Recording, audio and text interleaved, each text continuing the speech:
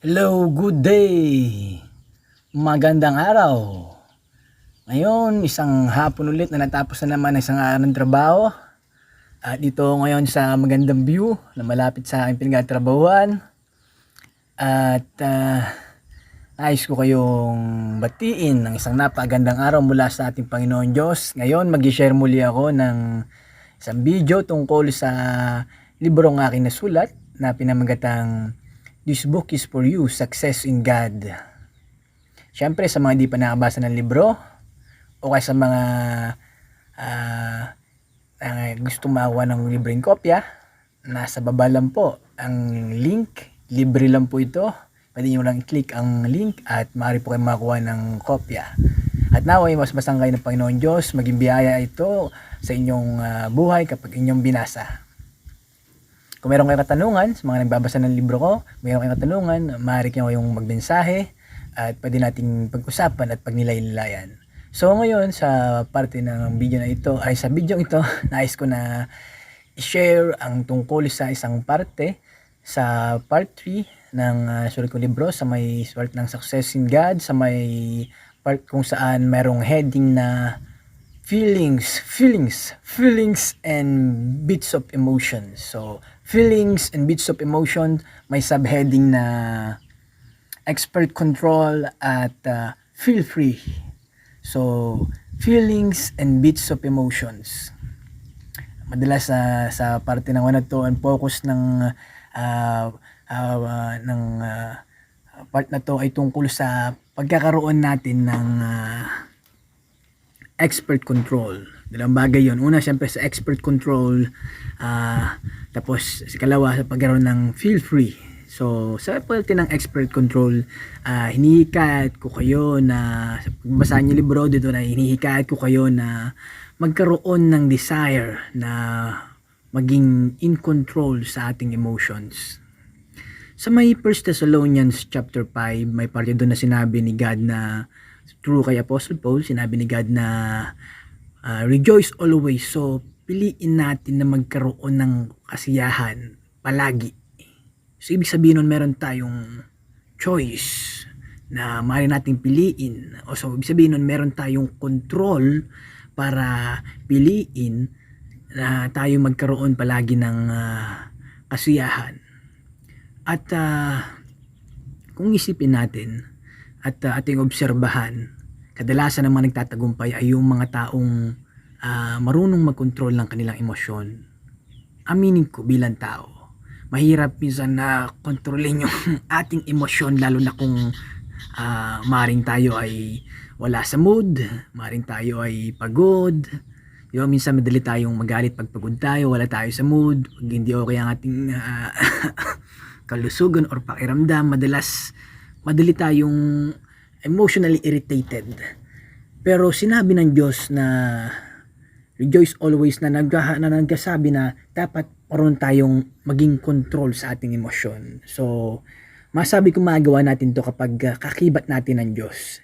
Example na lamang ay sa buhay ni King Saul. Kung mabasa natin to sa may Old Testament sa Bible, na makikita natin sa kanyang buhay, siya ay walang control sa kanyang emosyon. Madali siyang makuha ng mga bagay sa paligid niya. Nung nakita niya na madalas na mas maraming nag-appreciate kay David nung hindi pa siya hari, siya ay nainggit, nagpadala siya sa kanyang emosyon na kung saan kinamuhian niya si David. At makita natin na naging matagumpay si Haring David, lalo-lalo na nung kasagsagan ng kanyang katagumpayan bilang hari, nung siya ay talagang control sa kanyang emotion. Siya ay nag-execute ng control sa kanyang emotion.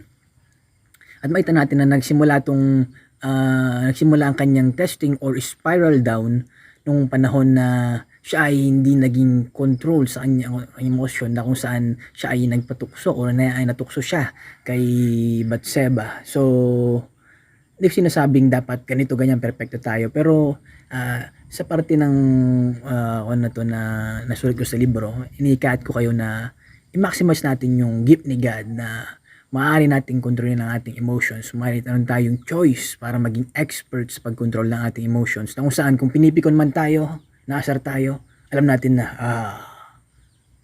mahal ako ni God. Kung tayo nag-intimidate sa situation natin, naku, mahirap tong challenge na to kasama ko si God. Meron tayong ganun na ah, pagkakaroon ng control sa ating emotions. At sabi ko na ang pagkakaroon ng expert control sa ating emotions ay through sa deep in relationship natin kay God. So, yun yung nais kong iparating sa may parte na sinulat ko na expert control. Yung magkaroon tayo ng desire na magkaroon ng control sa ating emotions. Tapos sa may part na feel free or magkaroon ng kalayaan para tayo ay unang-una lumapit sa Diyos, maging open up kay God. Kung ano man talaga nararamdaman natin, kung tayo natatakot, lapit natin kay God. Kung tayo naiinis, lapit natin kay God. Kung meron tayong kahilingan, ninanais, lapit natin kay God. At ito, hindi ko man ito na-share sa libro. Meron personal experience ko. Kapag nag-feel free tayo, lalo na through prayer, na ipag-communicate tayo kay God, nagkakaroon tayo ng stableness. At di man yun agrihan ng ibang mga tao, pero within our integrity, na masabi nating may stableness lagi ako nagki-pray kahit na ganito yung situation sa loob ko nagki-pray out, tapos may stableness na so example dito sa nasulat ko sa libro, yung example kay Prophet Jonas. Makita natin na syempre yung mga Assyrians sinakop nilang Israelites, tapos sinabi ni God na kung magkakalaban sila ng Israelites, tapos sabi ni God na punta sa mga kalaban nyo para sila ay maligtas at niya parusahan. Kumbaga parang, God, diba alam mo yung ginawa sa amin nung mga to? Diba sinakop nila kami, pinahirapan nila kami, tapos sabihin mo na para maligtas sila, sabihin mo na punta ako sa kanila at share mo sila ng mabuting balita para maligtas sila. Ba, hindi mo lang hayaan, God, na huwag na silang makarinig pa ng salita mo, tapos ako na lang sila, total masama naman ginawa nila sa amin. Parang ganun yung ni Jonas So feel free, makita natin na sa kabila ng hinanait ni Jonas na bakit kailangan pang ganitong gawin, God, okay lang kay God. Tapos nung panahon na nakita natin yung kwento ni Jonas, nung panahon na kung saan siya ay pag nagtaksil kay God, tinakbuhan niya yung dapat na pagawin niya na pinapagawa ni God, andun pa rin yung abutihan ni God nung baga parang in-enact ni Jonas yung kanyang emotions, na yung kanyang nararamdaman na ayaw niya talagang bago yung mga Syrians para magunaw sila at parusahan sila ni God.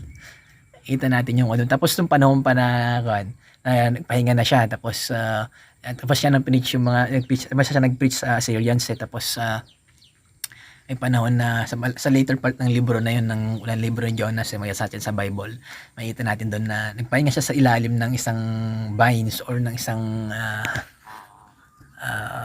palaman. Tapos nung biglang may pinarating si God na mga uod, tapos kinain niya, sinisilungan niya. Nakakatawa yung part na nasa galit siya ay God, bakit dito? Ay doon yung openness. At sabi ko na as much as magiging open lang tayo kay God kapag tayo ay nagpipilpri sa Kanya dahil sa meron tayong closeness, mas lalo ding nade-develop ang closeness natin kay God pag tayo ay patuloy na nagiging feel free sa pag-open up sa Kanya. So nag-interconnected yung dalawa na yun, yung openness natin kay God tapos yung closeness natin sa Kanya, interconnected yun either way na nag-work out yun together Hindi natin masabi na maging open lang tayo kay God pag close tayo, na masabi natin close tayo kay God, o kaya naman magiging close lang tayo kay God pag nag-open up tayo sa Kanya palagi. So bothly interconnected yun. So isang example pa natin ay yung tungkol kay Abraham. Nung gunawin ni God yung Sodom and Gomorrah, andun yung naipag-bargain siya. Sabi niya na, God, huwag merong ganitong bilang ng mga tao doon na nanampalataya sa'yo, pwede bang huwag niyo gunawin ng Sodom and Gomorrah? Nainig si God. At makita natin yun yung ayos lang pala na magsabi ka agad ng mga bagay na, God, dapat pwede bang ganito? Pag yung parang paipag-usap na, yung pag-open up na, yung maging malayang magsabi ng sa loobin. Ayos lang pala sa kanya yung ganun na, doon natin makikita yun at naway i-practice din natin yung ganun na bagay. At masabi din naman sa Biblia, nasabi din naman sa Biblia na sinabi din ng mga scholars na si Abraham ay ang father of faith at siya ay pinainggan ng Panginoon Diyos nung siya ay humiling ng bargain na pag ganito lang yung bilang, pag ganito lang po yung bilang, pag ganito lang po yung bilang, ilang beses yata yun na ipag-bargain siya agad guys so feel free isa pang example ng pagiging feel free ay yung tungkol kay Gideon nung nag-siya ng assurance. Si Gideon, basa din natin yan sa may Book of Judges sa Old Testament sa Bible at sa ibang parte ng libro, basa din natin yan. Makita natin yung pag-asya na assurance na dapat ganito God yung one para masabi kung ito talaga yung nais mo, ay mga conditions na sinabi, tapos ayos lang naman kay God. So sa punto sa kwan na to na pagkaroon ng feel free, nais kong ikayatin kayo na maging malaya tayo maipag-usap kay God ng as a friend, as a father, na meron tayong closeness and openness, may kalayaan tayong one. As much as siya ay holy God na at great and powerful, awesome God, siya rin ay merong closeness na kung saan kung ginawa niya na kanyang kawangis, masabi natin na meron din siyang emotions of goodness na nais niyang makaniig tayo. At yun yung kabutihan niya na nais siya tayo makaniig. Sino ba tayo ng mga tao na nais niyang makaniig? So napakatindi ng pagmamahal niya sa atin. At ilang naman. So feelings and bits of emotions, expert control. Desire natin na magkaroon ng control sa ating mga emotions dahil masabi kong implied dyan na binigyan tayo ni God ng power para maging control sa ating emotions, to do good, to be successful. At syempre, feel free. Merong nais ang Diyos na tayo maging close sa Kanya at nais niyang maging malaya tayo na mag-open up sa Kanya. So, purihin ang Panginoon Diyos. God bless sa ating lahat. Muli, sa mga di pa nakabasa ng libro, nasa Balampong Link at naway maging biyaya sa inyo. At God bless sa ating lahat. Kita-kits sa next video. Bye-bye. Naway nagustuhan niyo pala yung background.